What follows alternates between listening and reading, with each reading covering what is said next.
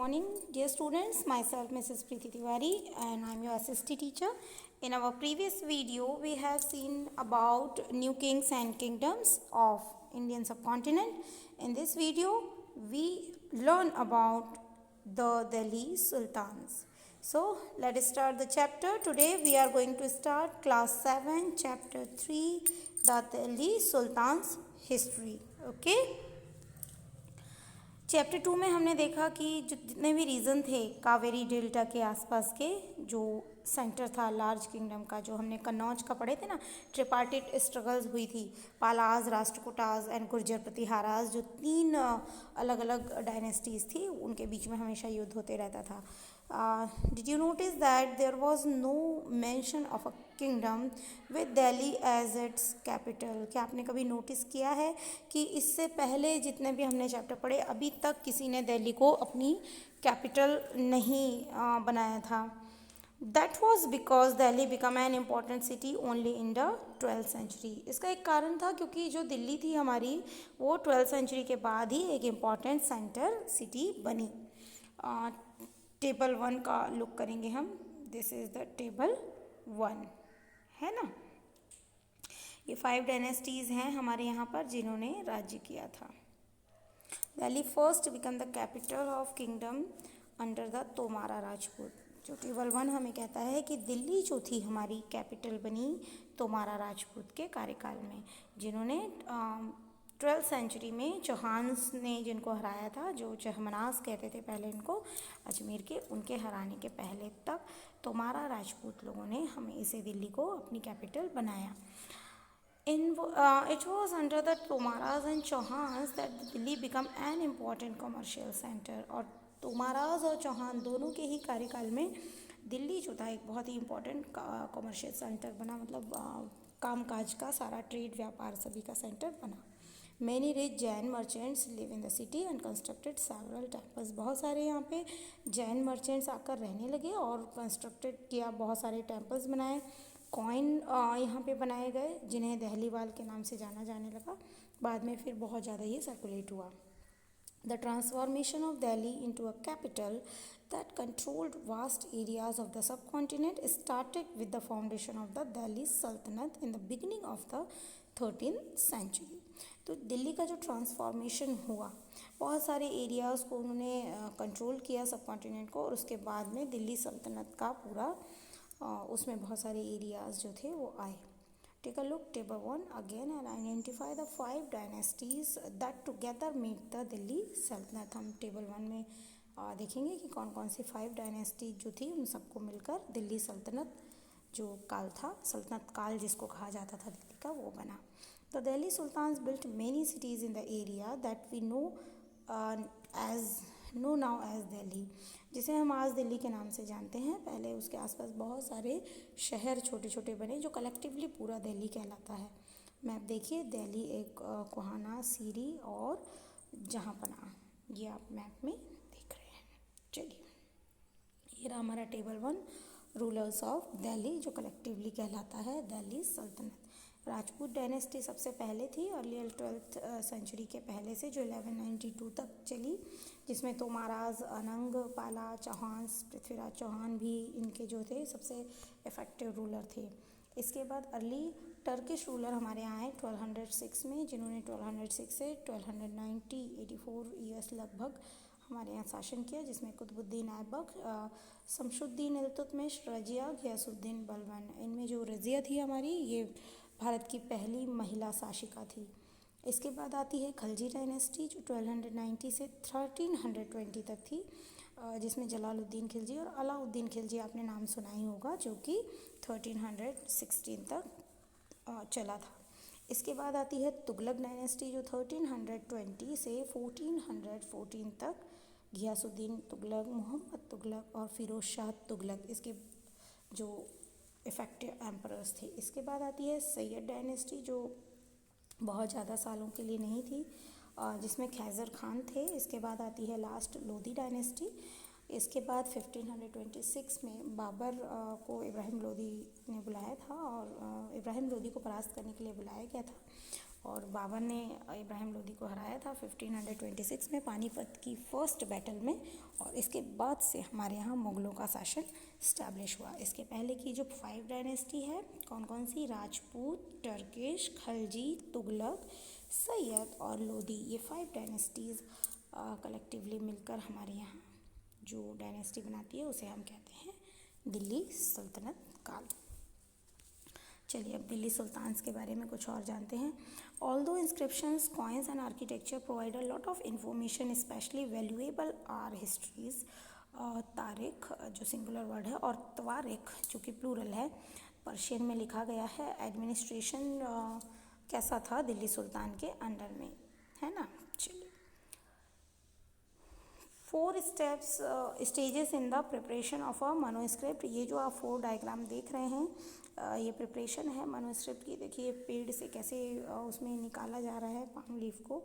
Preparing the paper, कैसे first में paper बन रहे हैं। सेकंड में राइटिंग टेक्स्ट है मनोस्क्रिप्ट में। हैंड रिटन जो स्क्रिप्ट होती थी उसको मनोस्क्रिप्ट कहते थे, हमने 6 में पढ़ा भी है। Melting gold to highlighting important, gold को पिघलाया जा रहा है, जो इम्पोर्टेंट चीज़ें थी उनको गोल्ड से हाईलाइट किया जाता था।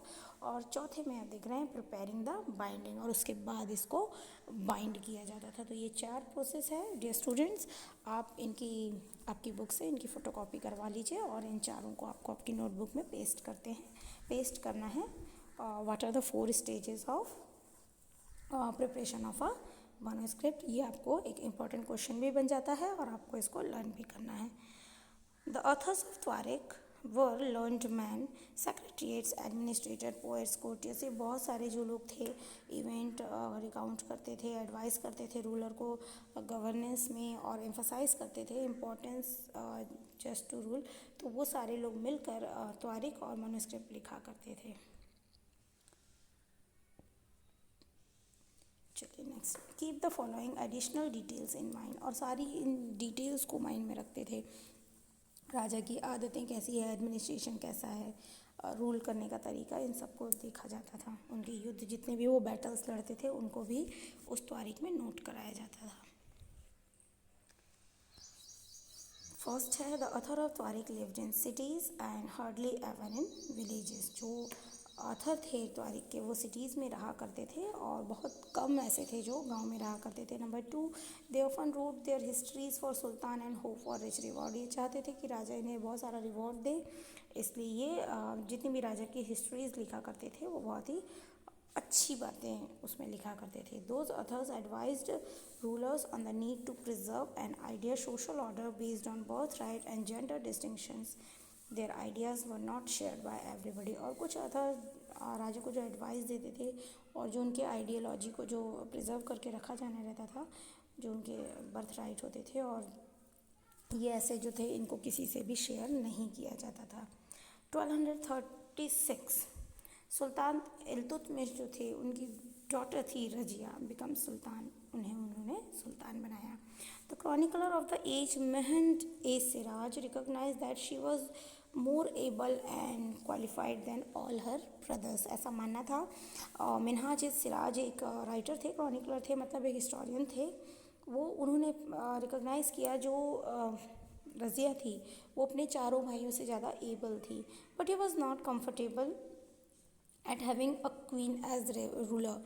तो जितने भी वो लोग थे और मिनहाज ए सिराज भी थे वो एक कंफर्टेबल नहीं थे कि एक क्वीन उनके ऊपर शासन करे, यानी एक महिला उनके ऊपर शासन करे। Nor were the nobles happy at their attempts so to rule independently. और जो जितने भी उनके जो नोबल्स थे, दरबारी वगैरह थे, वो भी इंडिपेंडेंटली शासन नहीं कर पा रहे थे। She was remove from the throne in 1240। और हुआ ये कि इन्हें बाद में फिर रूल से 1212 4 साल बाद ही रूल से हटा दिया गया। बर्थ राइट किसे कहते हैं हम? Privileges claimed on account of birth. For example people believe that nobles inherited their right to govern because they were born in certain family. पहले हमारे यहाँ ऐसा होता था कि जो अगर महामंत्री होते थे या कुछ दरबारी होते थे तो उनके जो बच्चे होते थे वो भी उसी पोस्ट पे होते थे राजा के दरबार में, फिर उनके बाद भी। तो ये बर्थ राइट चले आता था क्योंकि वो उस फैमिली में जन्म लिया है। जैसे राजा का बेटा ही राजा बनता था, that's like. Gender distinction, social and biological difference जो होते हैं वुमेन और मैन के बीच में, तो लोग ऐसा मानने को तैयार नहीं थे कि जो मैन से सुपीरियर वुमेन हो सकती है, इसीलिए उन्होंने रज़िया को हटाया। चलिए, वाट मिहान सिराज जो थे क्या थॉट करते थे रज़िया के बारे में, मतलब वो रज़िया के बारे में उनके क्या ख्याल थे।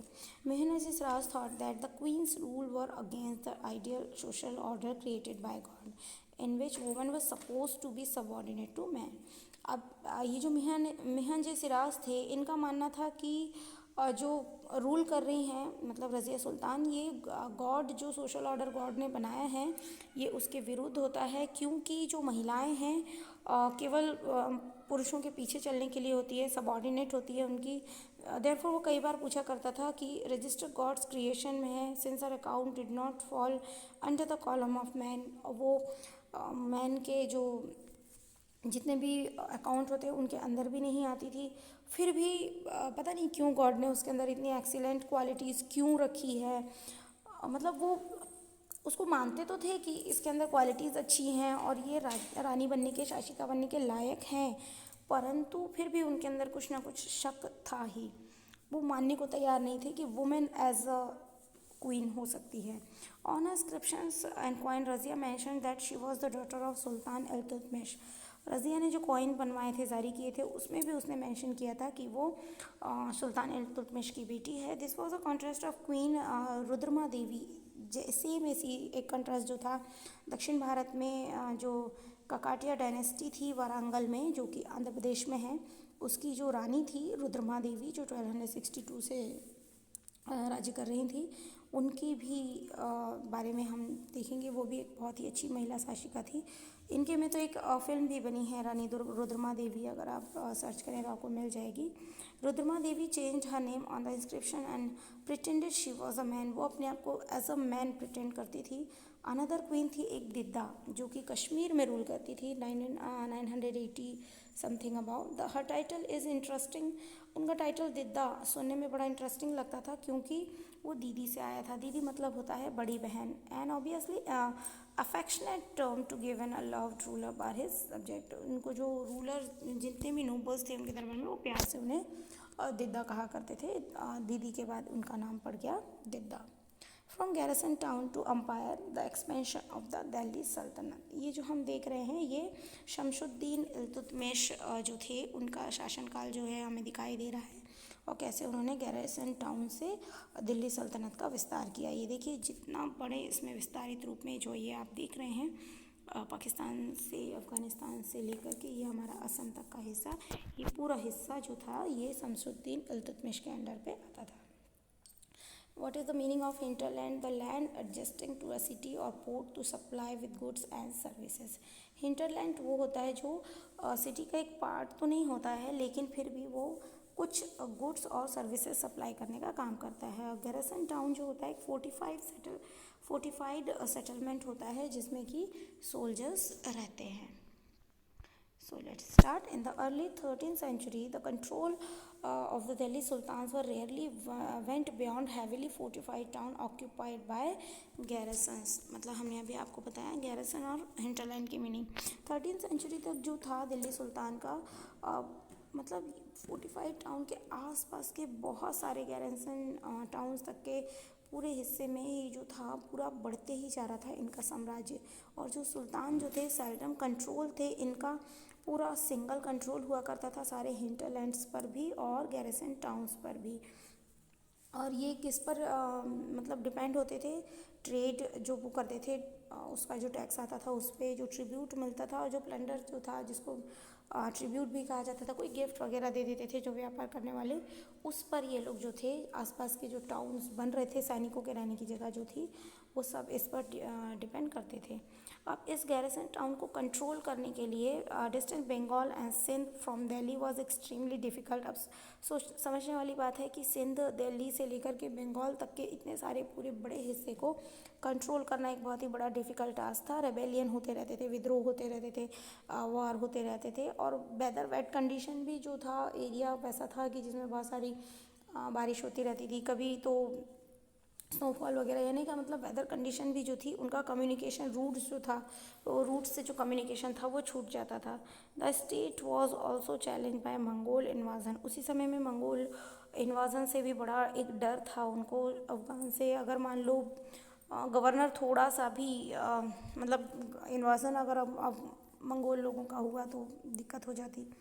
और गवर्नर्स जो थे वो भी अगर थोड़ा सा भी सुल्तान की वीकनेसेस देखते थे, उस ज़माने में तो था एक गवर्नर, मान लो राजा थोड़ा सा भी वीक पड़ा तो उसको मार के कोई भी राजा बन जाता था। तो अगर कोई भी सुल्तान की छोटी सी भी गलती हुई तो गवर्नर्स जो थे वो रिबेल कर देते। तो सल्तनत बेयरली सर्वाइव दीज चैलेंजेस। तो सल्तनत ने इतने सारे चैलेंजेस का सामना करने के बावजूद भी अपना साम्राज्य ये बढ़ाते चले गए। Its expansion occurred during the region of Ghiyasuddin Balban. और घियासुद्दीन बलबन तक के मतलब के कार्यकाल, अलाउद्दीन खिलजी और मोहम्मद तुगलक के कार्यकाल तक के ये बहुत ज़्यादा बढ़ता चला गया। The first set of campaign along the internal frontier of the Sultanate aimed at consolidating the hinterland of the garrison town.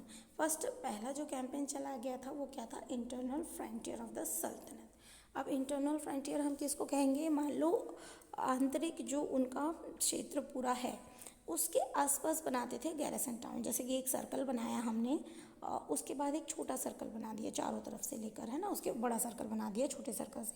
तो छोटे सर्कल के आसपास का जो पूरा एरिया गैरिसन टाउन हुआ, और गैरिसन टाउन के आसपास के पूरे क्षेत्र जो थे वो इंटरनल फ्रंटियर कहलाते थे।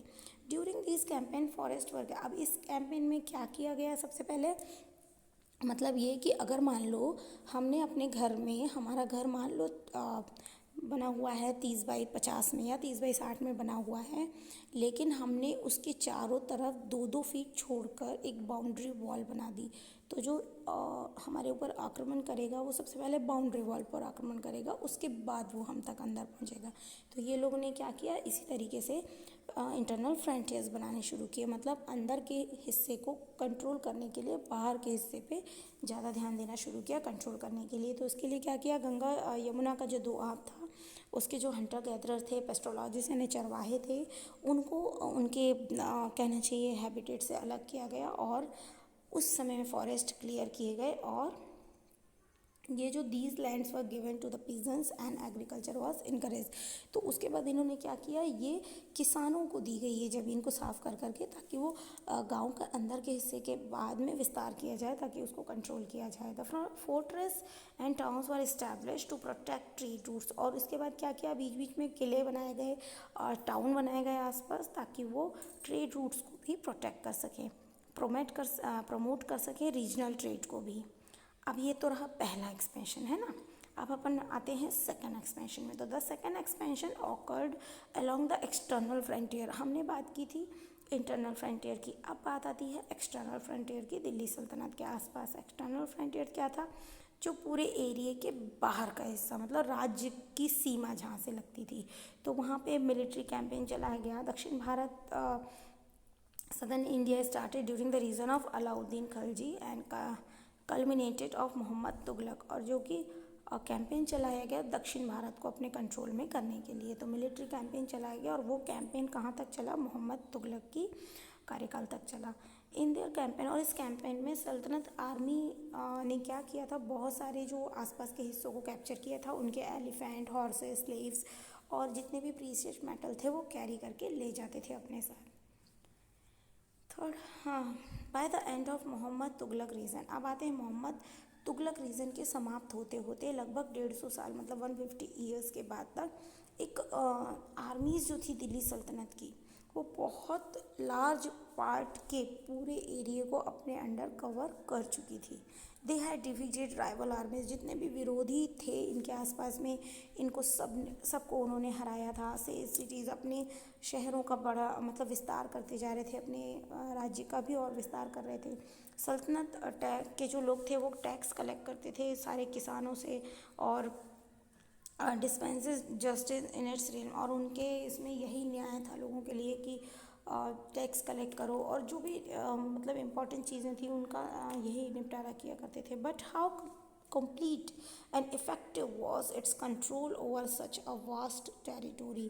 लेकिन ये भी एक बड़ा इफ़ेक्टिव था उनका एडमिनिस्ट्रेशन कि उन्होंने लगभग पूरे भारत में, ये आप डायग्राम में देखिए, लगभग पूरे भारत में इनका कब्ज़ा हो चुका था। स्टार्ट किया था दिल्ली से, इसके बाद पूरे दक्षिण भारत में इन्होंने पांड्यास तक के, पूरा मदुरई तक के कब्ज़े में कर लिया था। और इतने बड़े वास्ट एम्पायर को जब अपने कब्ज़े में किया तो उनका रूल कहीं ना कहीं बहुत इफ़ेक्टिव रहा होगा। उसके बाद इन्होंने इतने बड़े राज्य को चलाया। तो dear students, enough for today. ये जो आप डायग्राम देख रहे हैं ये अलाउद्दीन खिलजी का कैंपेन है जो उन्होंने दक्षिण भारत को अपने कंट्रोल में करने के लिए चलाया था। Enough for today. I will more explain about more about this chapter in my next video. Thank you everyone. Have a nice day.